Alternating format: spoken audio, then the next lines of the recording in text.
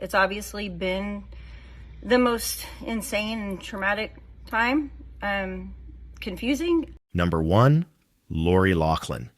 She wasn't the kind of person anyone expected to see in a courtroom, let alone a prison jumpsuit. For years, Lori Loughlin was America's friendly face, the TV mom people grew up with. To millions, she was Rebecca Aunt Becky Katsopoulos from Full House, the warm, charming character who always tried to do the right thing. Off-screen, Lori carried the same image. She was seen as elegant, kind, and family-oriented, with a career that stayed free of scandal for decades. But behind the polished Hollywood exterior, a decision was made that would not only destroy her reputation, but land her in federal custody and make her the unexpected face of one of the biggest white-collar crime cases in recent years. Born in Queens, New York, Lori started modeling as a teenager before transitioning into acting. By her early 20s, she was landing steady television roles and building the kind of career aspiring actresses only dreamed of. When she married fashion designer Massimo Giannulli in 1997, the two became something of a California power couple. Their lives revolved around family, their careers, and raising their daughters Olivia Jade and Isabella Rose. They lived in multi-million-dollar homes, vacationed in style, and moved in elite social circles. From the outside, everything about their world seemed earned and admirable, the perfect combination of success and stability. No one could have imagined how far they would go to maintain that image. The first signs of trouble didn't come from the family. Instead, they surfaced in March 2019, when federal agents launched a sweeping investigation called Operation Varsity Blues. The case centered around a man named Rick Singer, a college admissions consultant who promised wealthy parents something more than tutoring and guidance. He offered guaranteed placement at elite colleges through illegal back channels, falsified test scores, fake athletic profiles, and large donations that acted as bribes. When prosecutors unsealed the charges, dozens of recognizable names appeared in the documents. Among them were two of the most shocking, Lori Loughlin and her husband. Investigators revealed that Lori and Massimo had paid $500,000 to secure their daughter's admission to the University of Southern California. The method was carefully coordinated. Olivia Jade and Isabella Rose were presented as recruits for the USC crew team, even though neither of them had ever competitively rowed or trained in the sport. According to emails and court filings, staged photographs were taken, and athletic profiles were fabricated to support the deception. The money they paid was routed through Singer's charity foundation to make it appear legitimate. When the news broke, the backlash was immediate.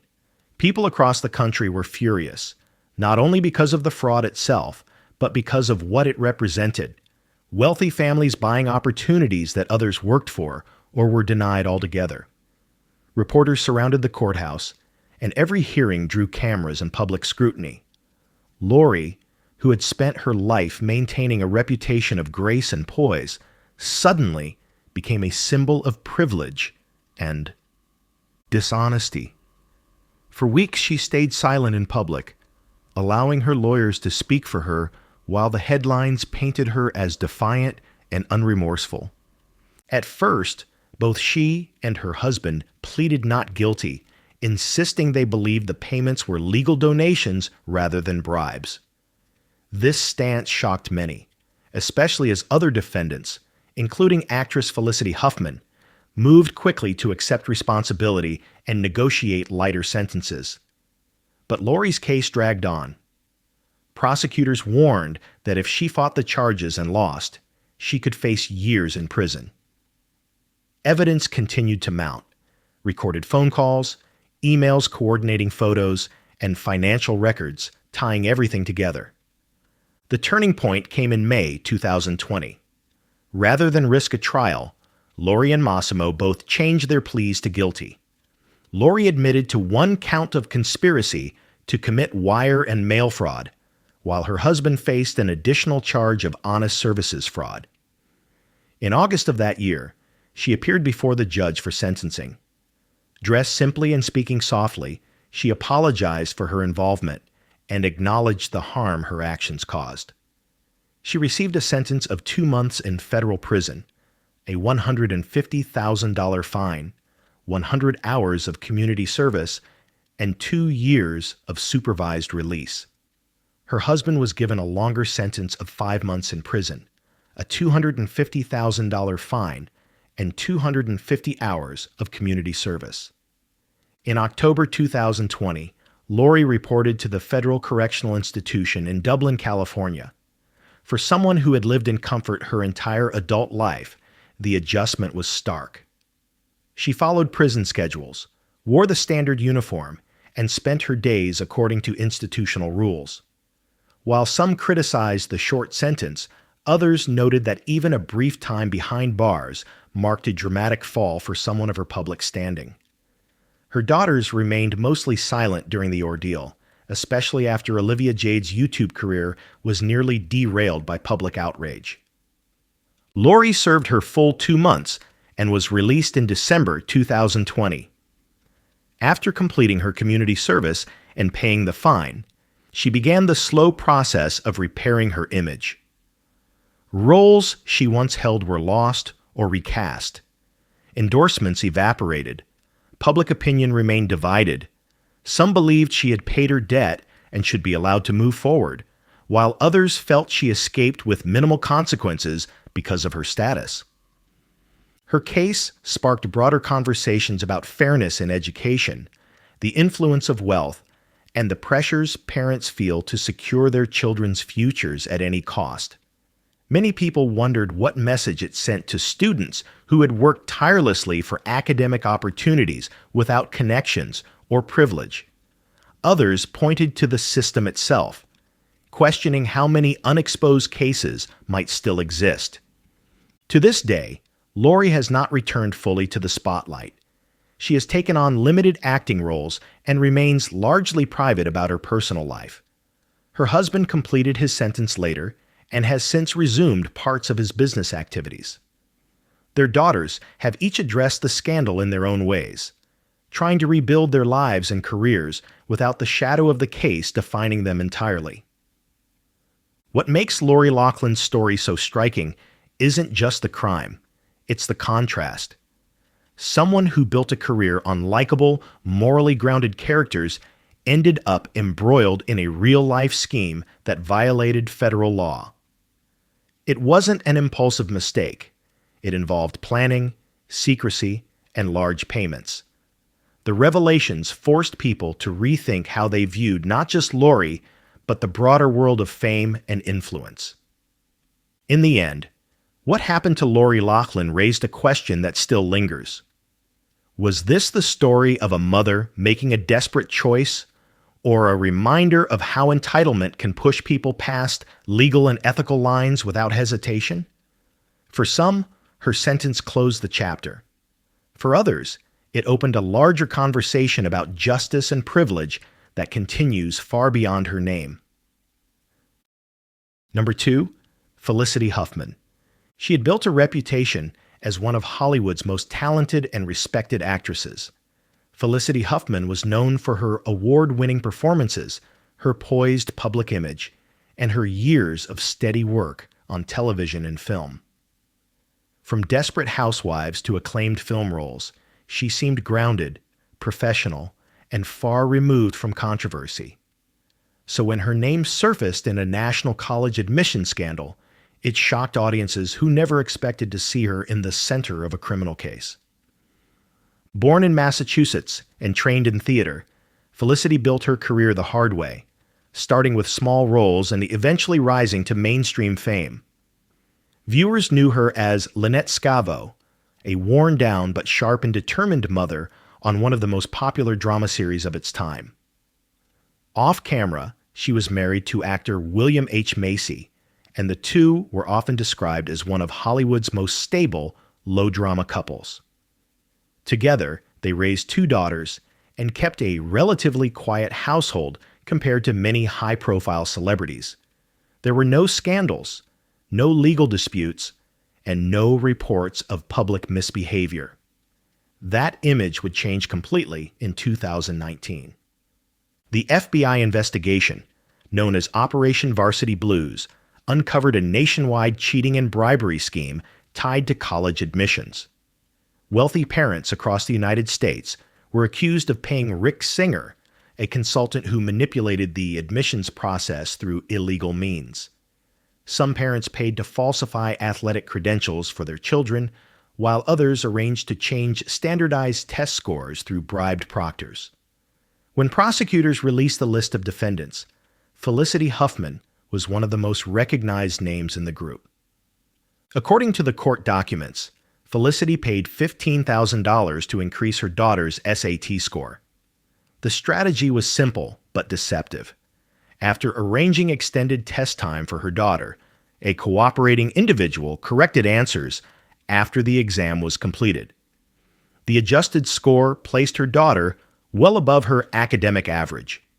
Emails and recorded conversations later revealed discussions about arranging a similar plan for her younger child, although that part was never carried out. When the charges became public in March 2019, the story exploded. Felicity turned herself in quickly, was arrested, and released on bail. Unlike some defendants who initially denied wrongdoing or fought the charges, she acknowledged what she had done early on. Her legal team entered a guilty plea for one count of conspiracy to commit mail fraud and honest services mail fraud. As the case unfolded, she made a direct statement accepting responsibility and expressing remorse. During her sentencing hearing in September 2019, Felicity addressed the court and said she was deeply ashamed, stating that she had acted out of fear and a misguided sense of parenting. The federal prosecutor recommended a sentence of 1 month in prison, along with fines and community service. Her lawyers pushed for probation, arguing that she had cooperated fully and had not involved her daughter in the deception. The judge ultimately sentenced her to 14 days in prison, 1 year of supervised release, 250 hours of community service, and a $30,000 fine. Some people saw the sentence as too lenient, especially compared to longer prison terms given to less famous defendants in unrelated cases. Others believed her early admission of guilt, lack of prior offenses, and limited financial involvement set her apart from those who paid hundreds of thousands of dollars or falsified extensive documentation. In October 2019, Felicity reported to the Federal Correctional Institution in Dublin, California, the same facility where Loughlin would later serve time. She completed her sentence in 11 days due to credit for good behavior and standard release calculations. After her release, she began fulfilling her community service requirements and largely stayed out of the public eye.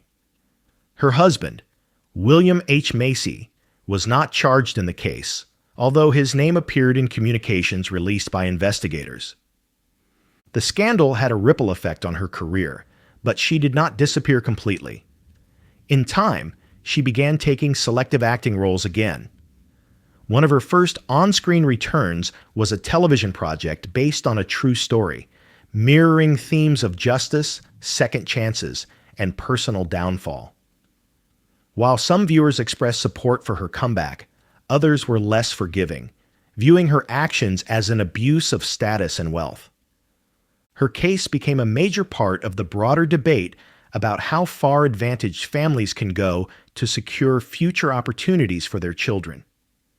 For many people, the scandal amplified concerns about inequality in college admissions, the power of influence and money, and the gap between public statements and private decisions. Felicity's involvement was particularly significant because of how she handled it: public apology, acceptance of guilt, and quiet compliance with the sentence. That approach led some to see her differently than those who resisted the investigation or denied responsibility. Still, the story underscored a contradiction. Her daughters had access to tutoring, private schooling, and legitimate resources that many students do not have. Even with those advantages, she chose to pay someone to cheat rather than trust the process or accept a different academic outcome. It left people questioning the pressures of elite parenting and the unspoken competition within privileged circles. Now, years after the case, Felicity lives a quieter life and speaks sparingly about the events. Her sentence is complete, her community service was fulfilled, and the fine was paid. But the impact on her reputation remains. The scandal will always follow her name, no matter how carefully she rebuilds her public image.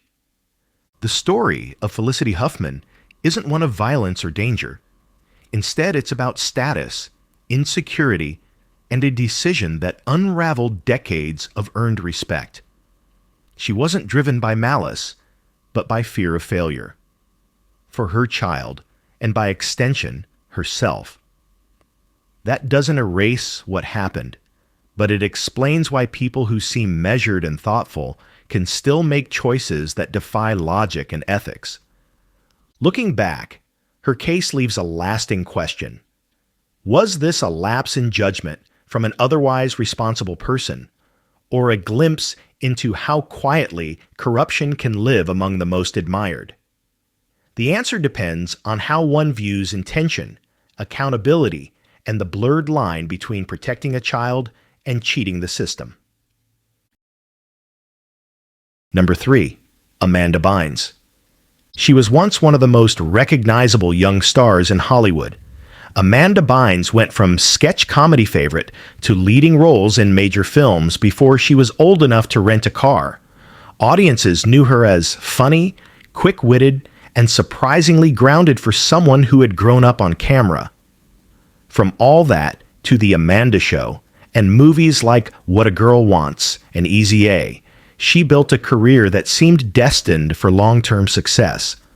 But by her mid-20s, that carefully constructed world began to fall apart in full view of the public and eventually the legal system. Amanda was born in California and entered acting as a child. She quickly found success on Nickelodeon, becoming one of the network's standout stars. Her fan base only grew as she transitioned into mainstream film roles.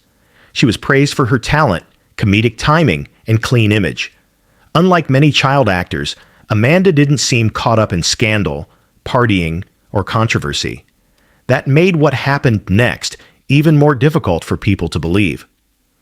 By 2010, fans began to notice Amanda withdrawing from acting. She announced a sudden retirement from Hollywood on social media, only to reverse it soon after. It was the first sign that something was off. Then, in 2012, the first legal trouble came.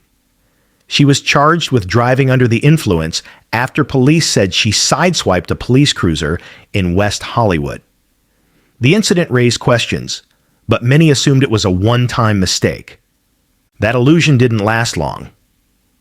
In the months that followed, she faced multiple hit-and-run accusations and mounting legal issues.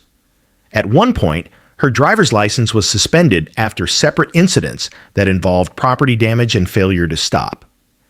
When she was photographed driving illegally on a suspended license, critics wondered why no one was stepping in to intervene. The public saw headlines, not the deeper concerns building behind the scenes. In 2013, Amanda was arrested again after an incident in her New York apartment. Police responded to reports of her behaving erratically, and she was accused of throwing an object out of a window when officers arrived. That case led to a mental health evaluation and raised serious concerns about her well-being. The court, rather than pushing for a standard criminal penalty, focused on treatment and evaluation. She was placed under psychiatric observation and later released, but her legal challenges continued. Behind the media coverage, court documents revealed that her parents were becoming involved in conservatorship discussions. They argued that Amanda was struggling with her mental health and unable to make safe decisions about her life, finances, or safety. In California, conservatorship is typically used in cases of advanced illness or vulnerability, not for young adults in the public eye. The move was rare and controversial, but the courts eventually granted it. Even with legal oversight, Amanda continued to face accusations tied to probation violations and substance-related incidents. At one point, she was ordered to complete a 3-year probation term stemming from the DUI case. She also underwent mandatory counseling and treatment as part of her legal agreements. For a long time, updates on her condition came not through courtrooms, but through social media posts that fueled gossip and speculation. During these years, Amanda appeared in public less and less. She enrolled in fashion school and stayed largely out of the spotlight, but her conservatorship remained in place. Her past cases weren't swept away. She had been charged, convicted, and sentenced through various overlapping legal proceedings. Some charges were reduced, while others were dismissed after compliance with treatment programs and court orders. Even so, she carried a criminal record and remained under court supervision tied to her earlier offenses. What made Amanda's legal troubles stand out wasn't the severity of the charges, but the contrast with her earlier life. Here was someone who had never been linked to scandals or reckless behavior growing up, only to fall into repeated arrests and court hearings in her 20s. Reports later connected many of her actions to underlying mental health issues, something the legal system had to address differently than it would for violent or calculated crimes. The turning point came as she spent more time under treatment and away from public attention. Over the next few years, she reportedly complied with the court's requirements and made efforts to stabilize her life. Her parents maintained conservatorship, ensuring she could not make certain decisions without oversight. This arrangement continued long after the initial legal incidents had ended.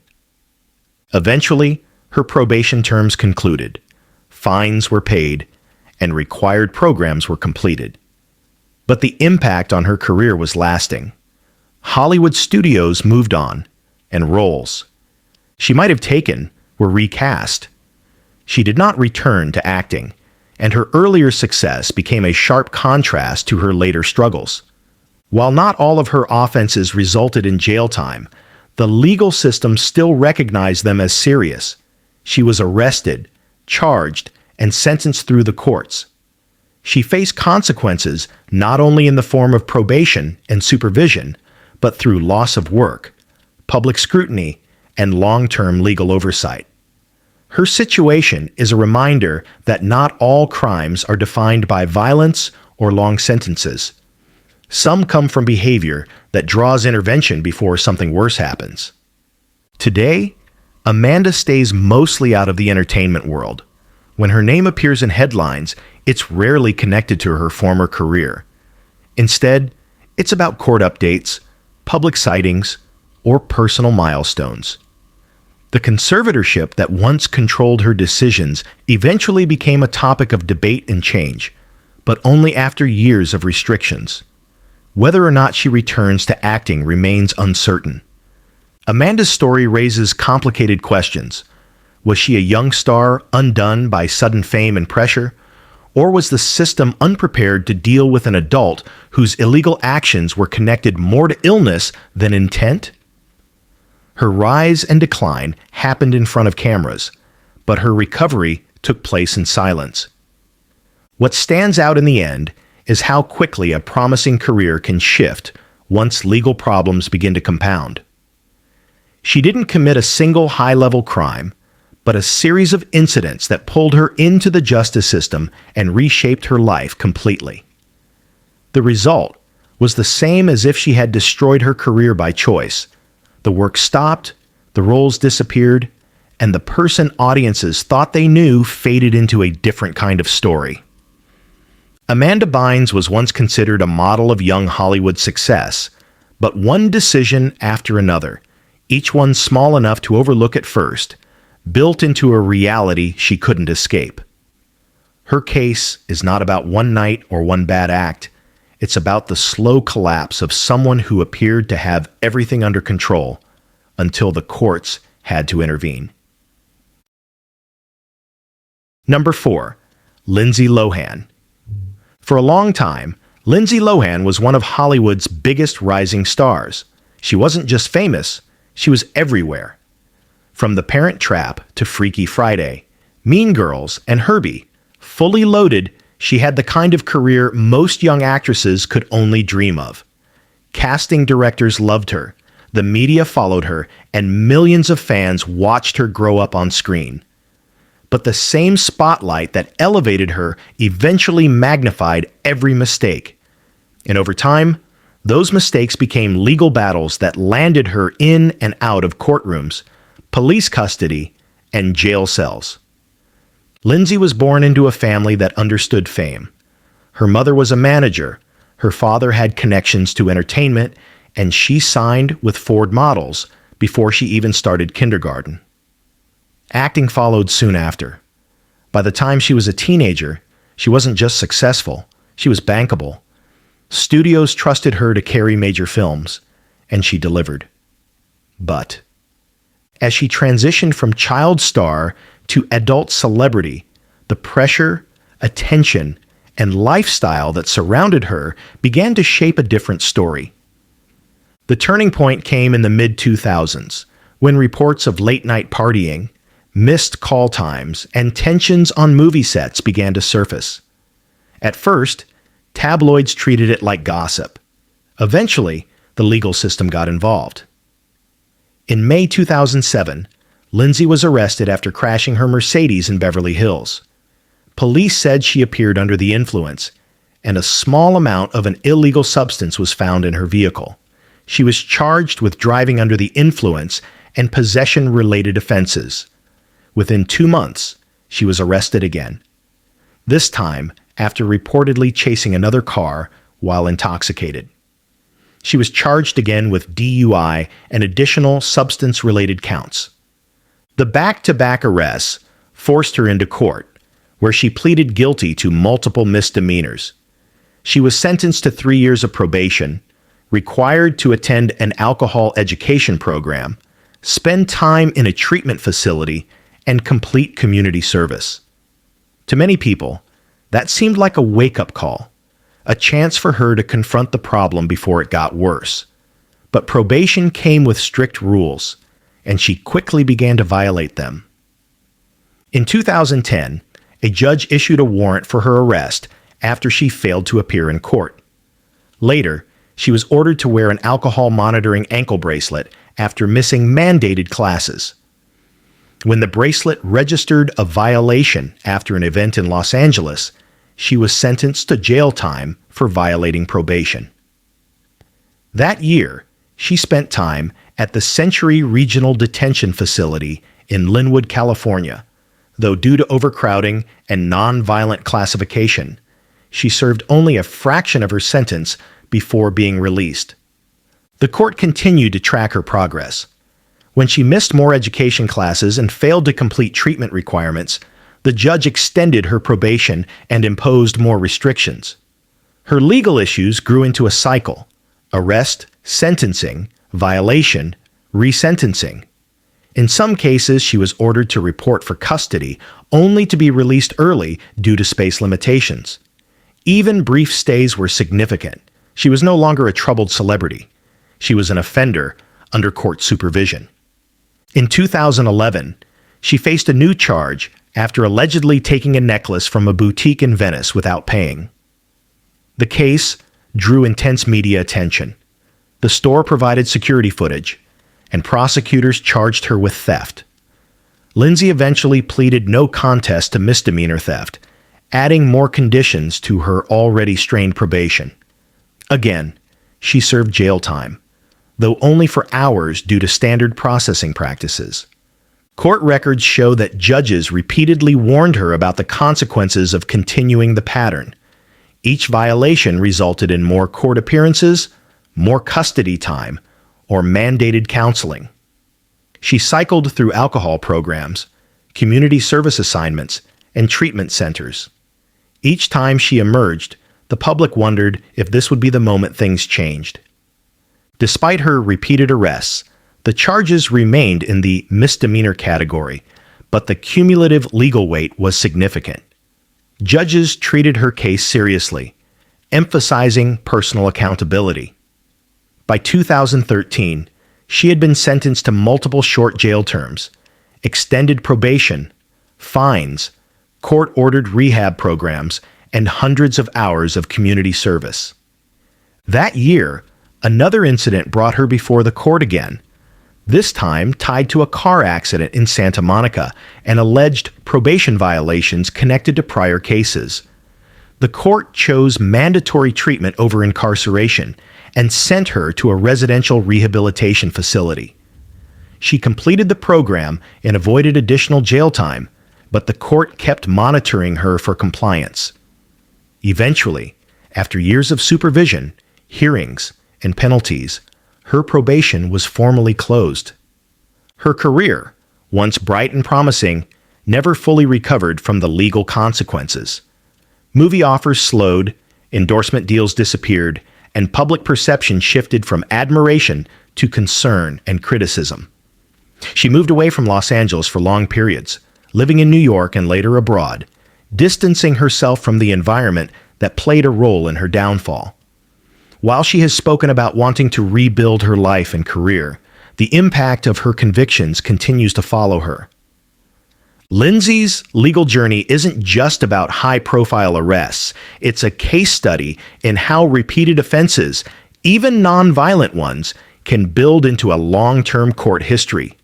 She was convicted, sentenced multiple times, and spent time in jail, treatment facilities, and under supervision for years. Every step was documented and publicized, amplifying her mistakes and marking her as a cautionary story. Her situation also raises questions about fame, responsibility, and the limits of opportunity. Many people wondered how someone with access to resources, lawyers, and support could still spiral into repeated criminal charges. Others viewed her story through the lens of someone struggling with deeper personal issues, made worse by public exposure and a fast-paced industry. Today, Lindsay maintains a quieter lifestyle. She still appears in selective projects and media interviews, but she remains closely associated with the years of crashes, arrests, and court appearances that temporarily replaced her acting resume. She has expressed regret and says she has worked to move past the behavior that led to her convictions. But the legacy of her legal history remains. Long after the sentences were served and probation ended, the memory of mugshots, court updates, and probation hearings still defines how many people remember her. Lindsay Lohan's story isn't just about fame lost. It's about how a series of legal decisions can reshape a life that once seemed untouchable, and how the justice system responds when someone crosses the line again and again, even under the brightest spotlight. Number 5. Rose McGowan. She built her name in Hollywood as a bold, distinctive actress with roles that stood out in both television and film. From Scream to Charmed, Rose McGowan was known for being outspoken, confident, and unafraid to challenge the industry around her.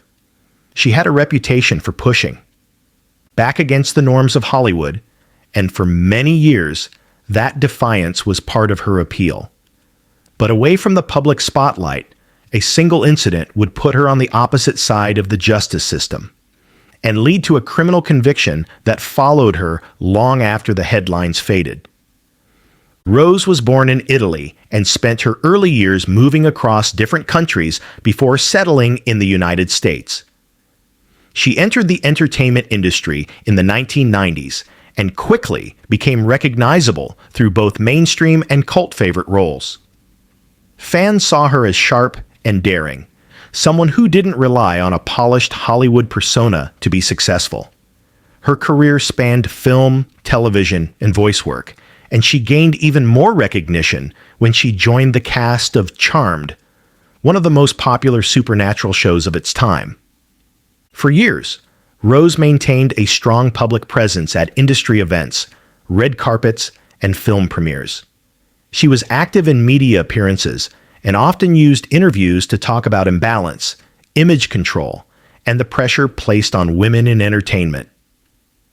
Nothing in her background suggested a coming criminal case until an incident in 2017 forced law enforcement to get involved.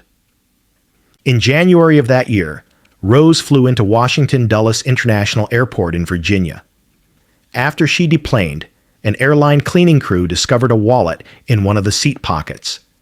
Inside were credit cards and personal documents belonging to her, along with a small packet of white powder. The substance was collected and logged as evidence. Authorities tested it and confirmed it was cocaine. A felony warrant was issued for her arrest, and law enforcement attempted to contact her through appropriate channels. Months later, in October, the warrant became public, and Rose turned herself in to authorities in Loudoun County, Virginia. She was booked and then released on bond. The charge, felony possession of a controlled substance, carried potential jail time and fines. Rose initially claimed the drugs were not hers and suggested the wallet had been tampered with or planted. Her legal team argued that the chain of custody was unclear and that she had no knowledge of the substance. The prosecution maintained that the evidence was valid. The cocaine was found in her belongings, and the lab results were conclusive. Despite speculation in the media, the court focused on the facts. Airport staff found the wallet, documented it, and submitted it to law enforcement, and the drugs were positively identified. In 2018, as the case moved forward, Rose opted to negotiate rather than pursue a full trial. She ultimately entered a plea deal. Rather than pleading guilty to the original felony charge, she accepted responsibility through a no-contest plea to a reduced misdemeanor count. The court sentenced her to a fine and 1 year of probation. Her sentence also required her to meet regular check-ins and avoid further legal trouble. The felony charge was dropped based on compliance with the agreement. The conviction marked a major shift in how she was seen publicly. At the time, she was also gaining national attention for speaking out against powerful figures in Hollywood, which drew even more coverage to her case. Some people argued the charge was used to undermine her credibility, while others saw it as a straightforward legal consequence unrelated to her public statements. In the end, the court treated her like any defendant facing possession charges tied to airport property. Her probation period required consistent adherence to the court's conditions.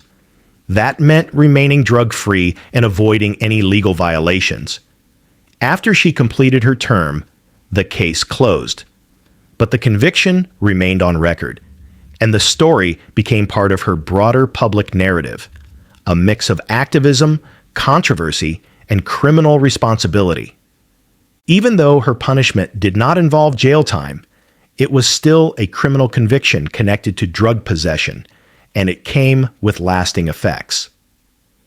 Roles became harder to secure, and public discussion about the case often overshadowed her past work.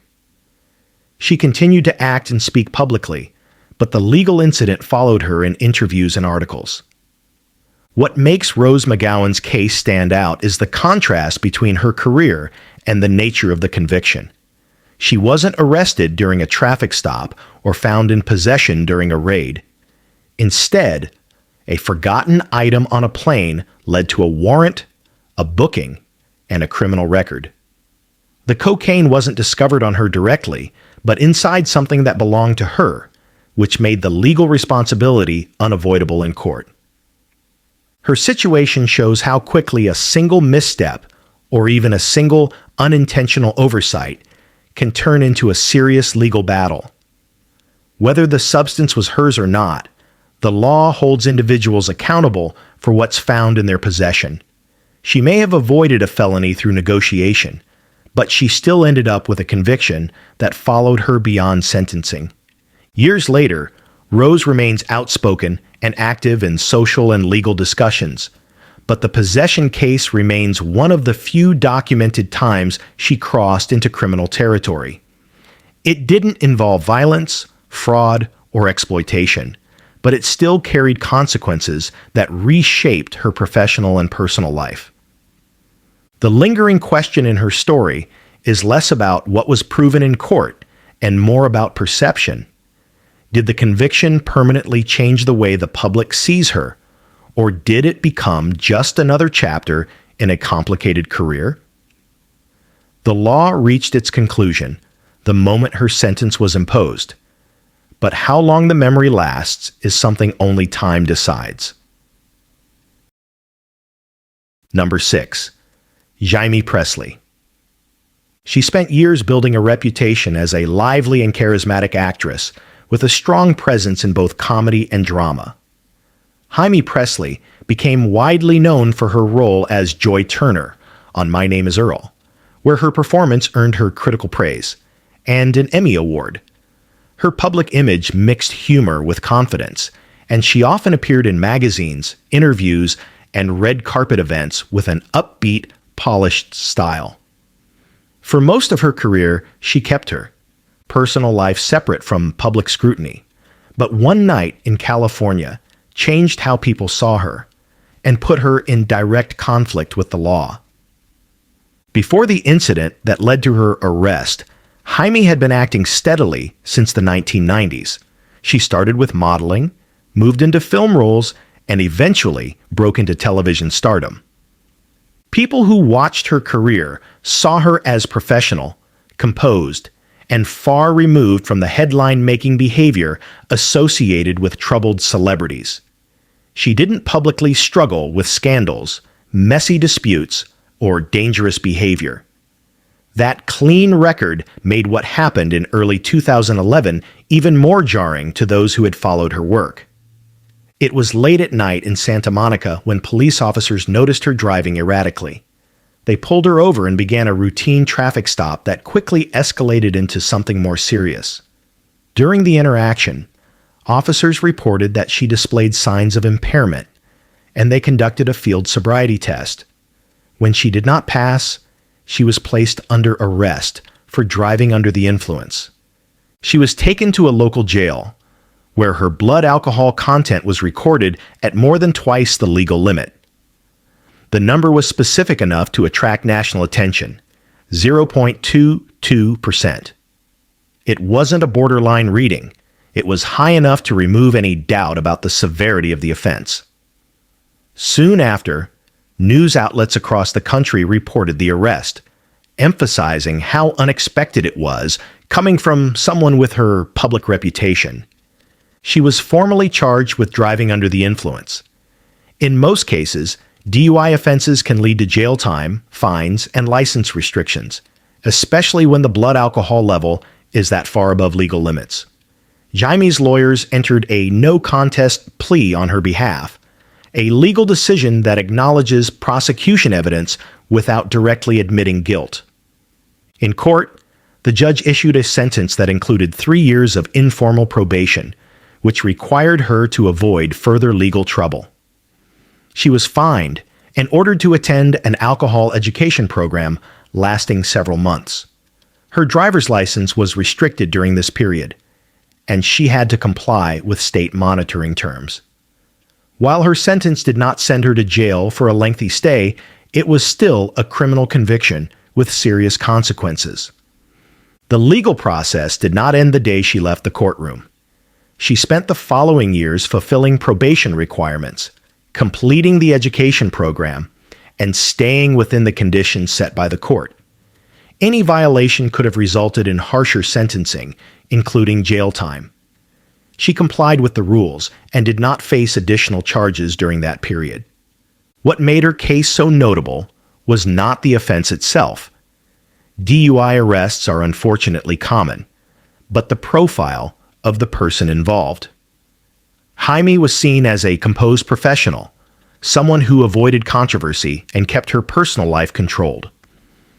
Her arrest reminded people that even those who appear stable and put together can make decisions that put themselves and others at risk.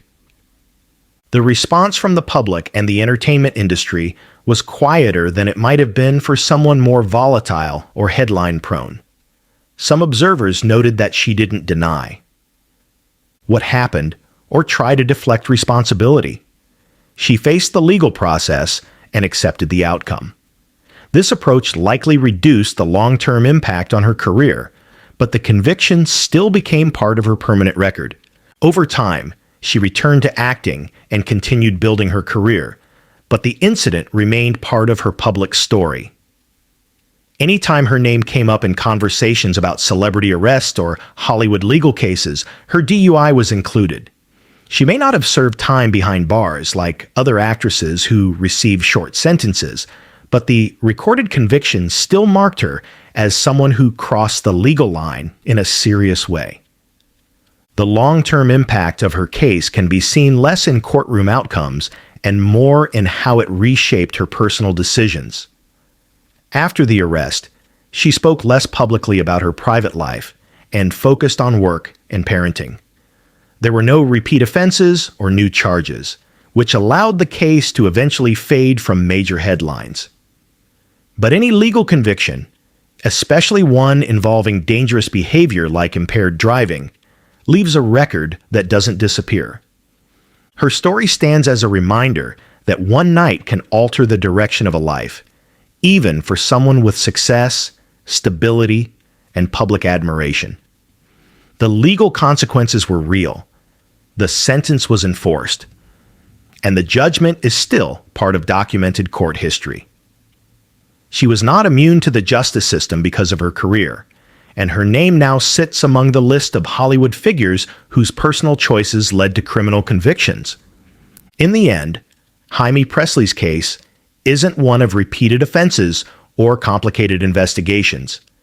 It's a straightforward example of how a single decision with serious legal implications can follow someone long after the traffic stop is over.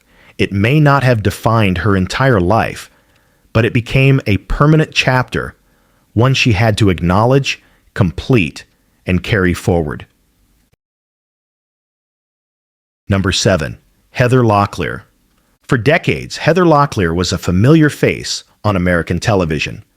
Audiences knew her from shows like Melrose Place, Dynasty, and Spin City, where she played confident, glamorous characters who always seemed to be in control. Behind the scenes, her career spanned years of consistent work, magazine covers, and public appearances.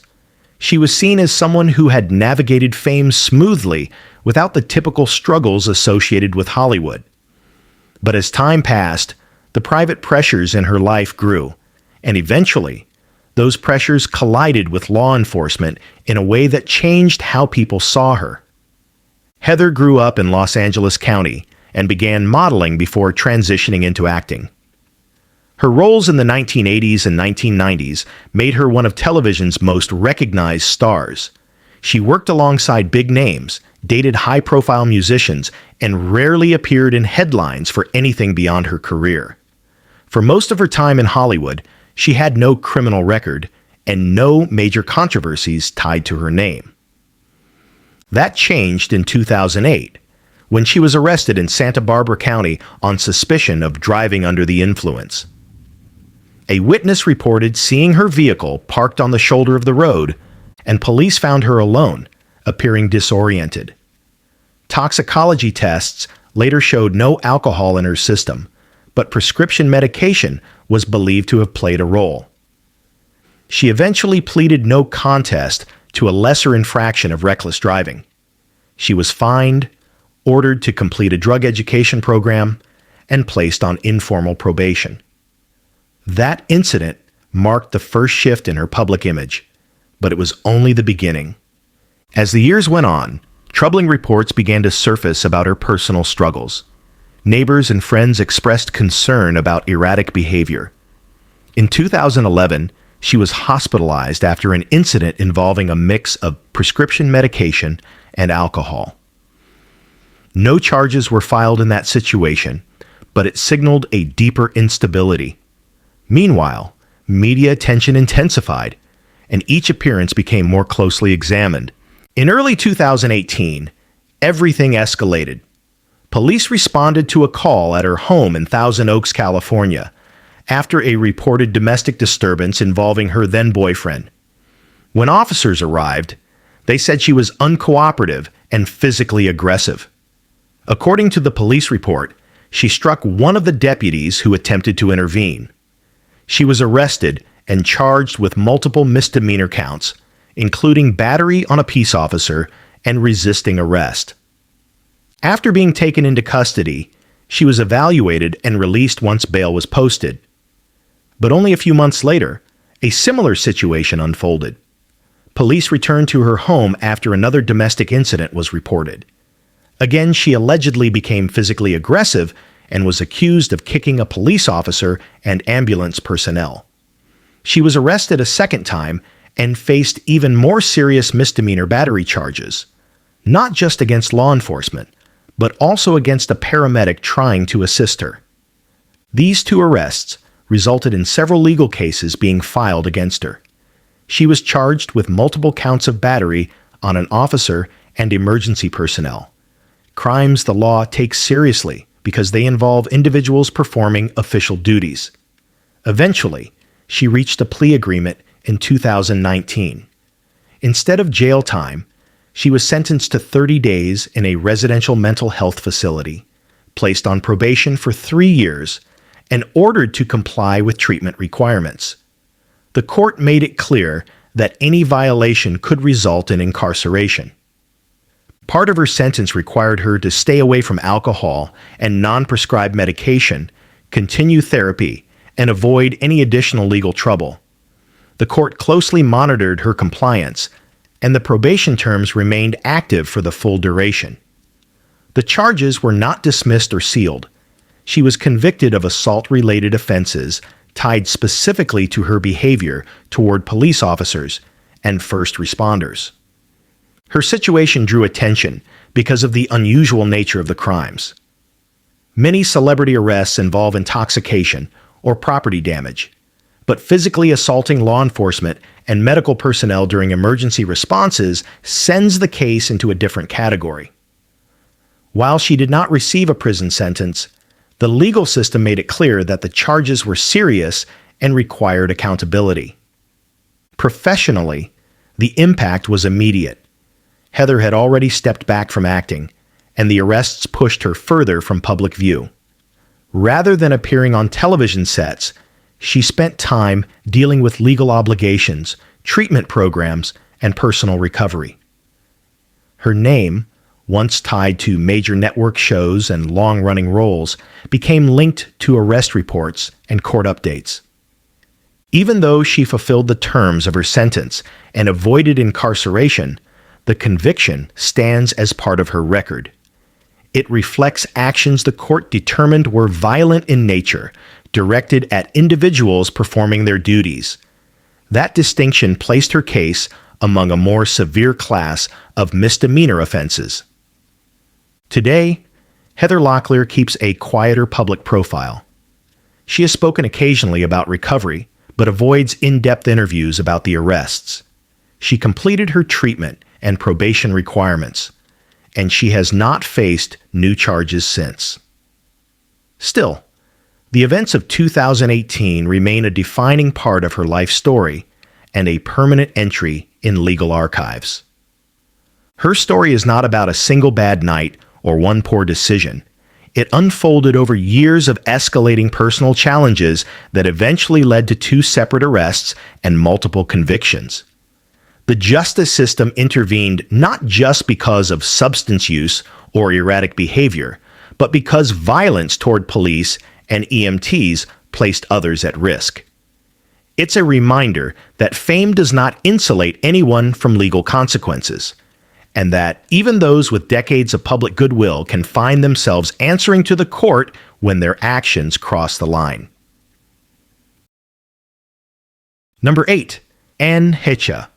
Still recovering and trying to figure out up from down, but I did want to send a huge thank you to everybody from all over the world for the overwhelming amount of love and compassion. For much of her career, Anne Heche was known for her versatility, intensity, and ability to move between television, film, and theater with ease.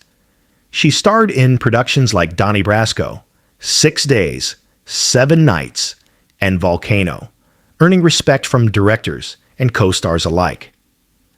Early in her career, she was celebrated as one of Hollywood's most promising talents.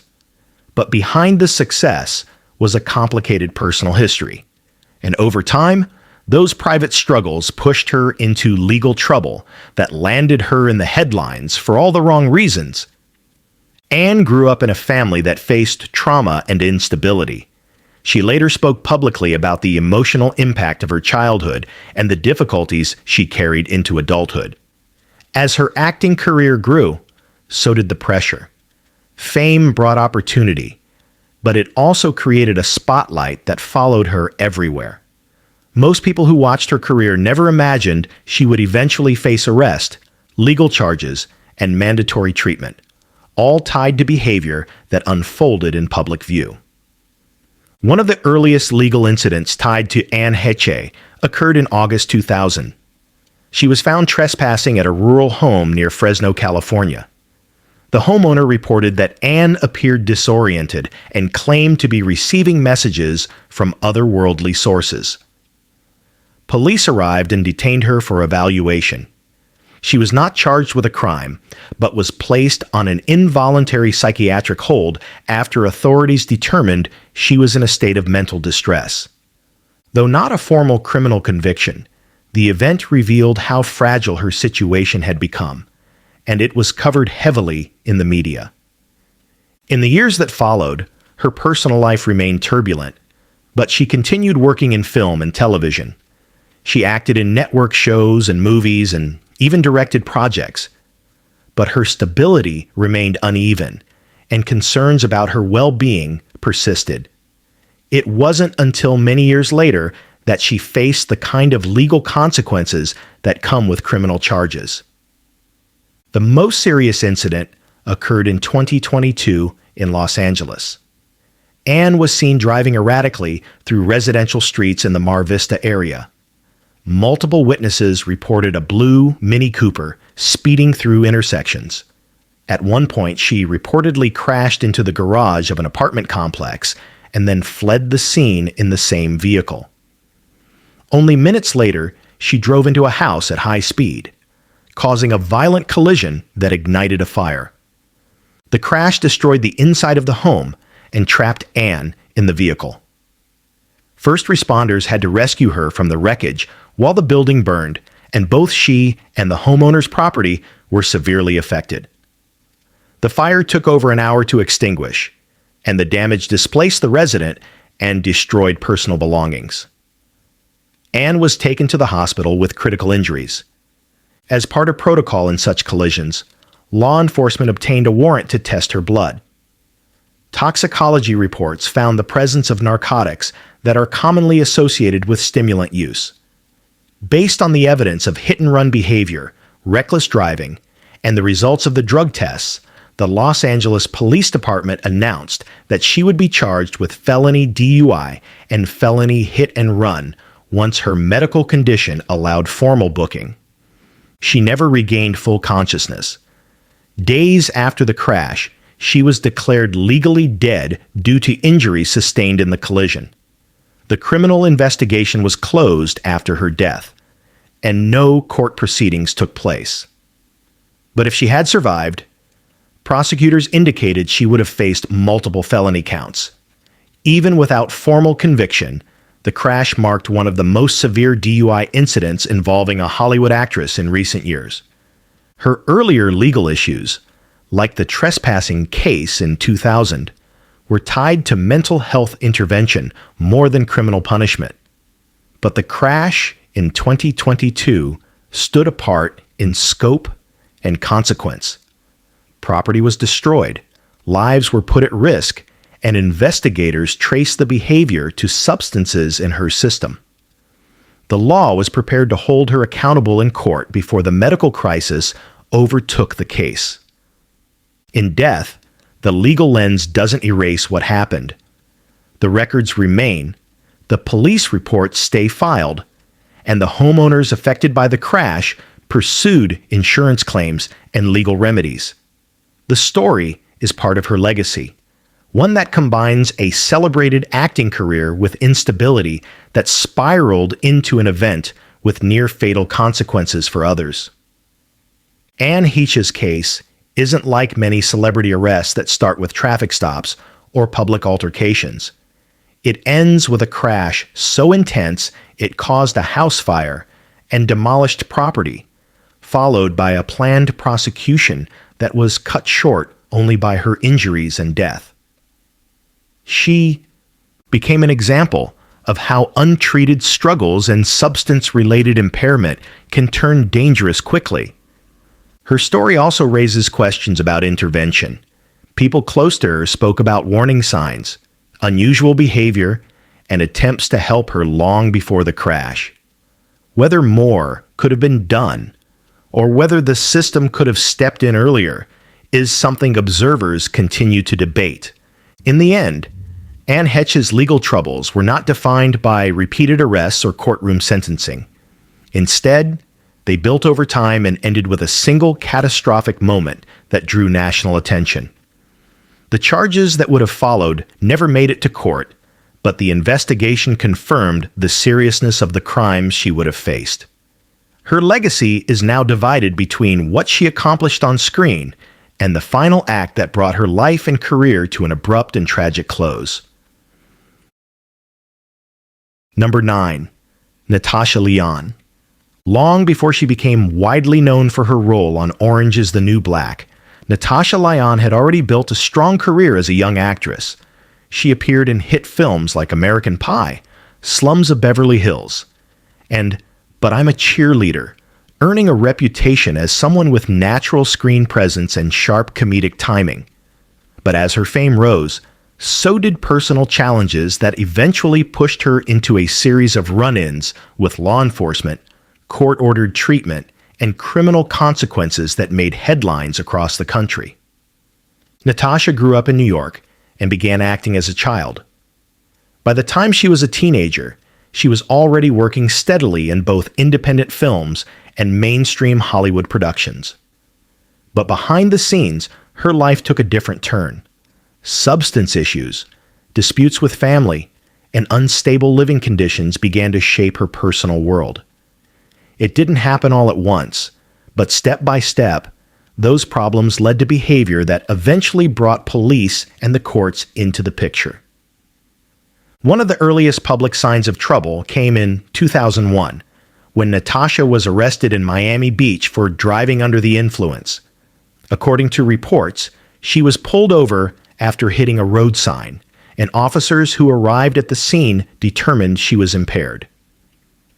She was charged with DUI and required to attend court proceedings. The case resulted in penalties and fines, and although it didn't lead to jail time, it marked the beginning of a long stretch of legal and personal turmoil. As the years passed, her behavior became more erratic.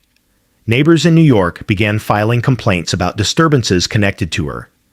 By 2004, her situation escalated when she was accused in a bizarre incident involving a neighbor's dog.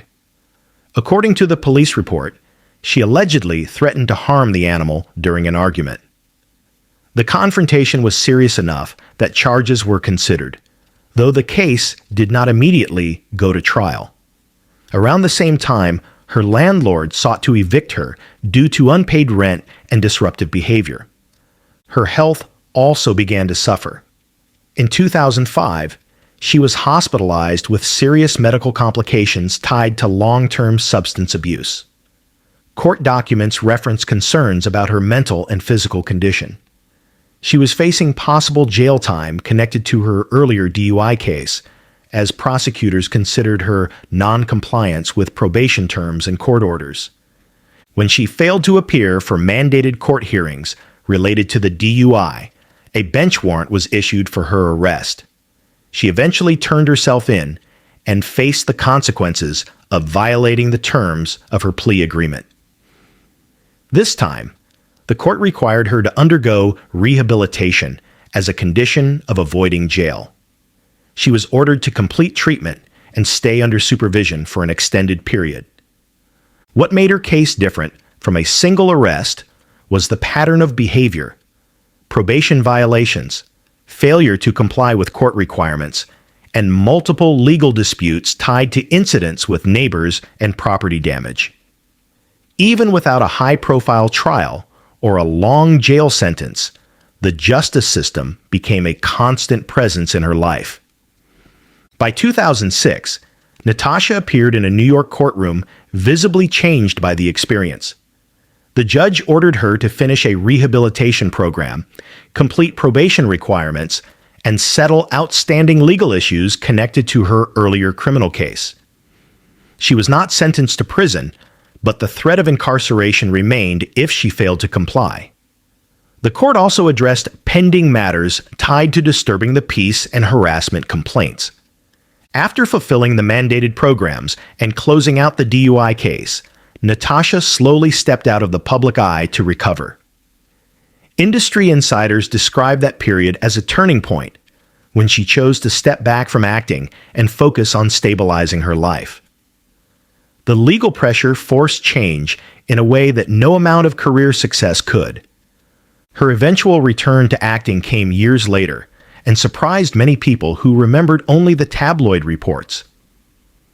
When she was cast as Nikki Nichols on Orange is the New Black, it marked not just a career comeback, but a personal one. Ironically, her character's storyline involved incarceration, drug history, and rehabilitation, the very themes she had lived through in real life. Unlike many celebrity legal cases that end in denial or ongoing conflict, Natasha acknowledged in interviews that her past crimes and addiction issues nearly cost her everything. Today, her legal record still shows the DUI conviction and the probation violations linked to it, along with the multiple complaints filed during the worst years of her decline. The fact that she avoided extended jail time was due in part to court-ordered treatment and compliance with rehabilitation requirements. Had she failed to complete those obligations, the outcome would have been very different. Natasha Lyonne's criminal history wasn't shaped by one catastrophic crime. It was built from a series of decisions that spiraled into legal trouble and nearly ended her career.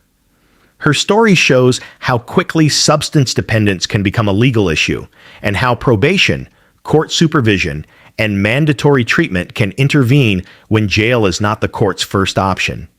She faced the justice system repeatedly, and while she eventually turned her life around, the record of her convictions and arrests remains part of her story. What makes her case stand out is the contrast between the actress people saw on screen and the individual battling serious struggles away from it. She emerged with a second chance, but she only got there because the legal system forced her to stop before the damage went any further. The question that lingers is how many times she came close to losing that chance entirely. Number 10. Yasmine Bleeth. For much of the 1990s, Yasmine Bleeth was one of television's most recognizable faces. She gained international fame through her role on Baywatch, where she became a household name and a staple of pop culture. Magazine covers, commercials, red carpet appearances, and fan followings all reinforced her image as a successful actress with a long future ahead of her. But away from the screen, her private life gradually unraveled, leading her into behavior that not only ended her career, but resulted in criminal charges and court supervision. Yasmine was born in New York City and entered acting early. She appeared in television roles as a child and eventually moved into soap operas and mainstream entertainment. When she joined the cast of Baywatch, her fame skyrocketed. She was featured in international campaigns, landed product endorsements, and took on acting roles outside the series. For years, she maintained a glamorous image and seemed in full control of her path. But as her career climbed, substance dependence began taking root. What started privately escalated into something that affected her work and personal relationships. Producers and colleagues noticed changes, missed commitments, erratic habits, and distancing behavior. She stepped away from Baywatch and other acting roles. Not long after, her dependency issues deepened out of the public eye. Everything changed on a September night in 2001. Yasmine was driving in Detroit, Michigan, when she lost control of her vehicle and crashed into a median on a highway. Police officers responded to the scene and found that she appeared impaired. The condition of her car suggested forceful impact, and officers followed standard procedures by searching the vehicle. Inside, they discovered cocaine and drug paraphernalia. She was arrested at the scene and taken into custody.